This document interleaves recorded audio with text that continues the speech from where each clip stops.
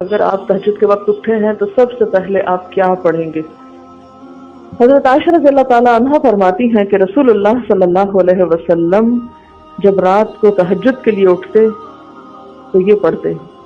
10 بار اللہ اکبر، 10 بار الحمدللہ، 10 بار سبحان اللہ و بحمدہ، 10 بار سبحان الملک القدوس، 10 بار استغفر اللہ، 10 بار لا الہ الا اللہ،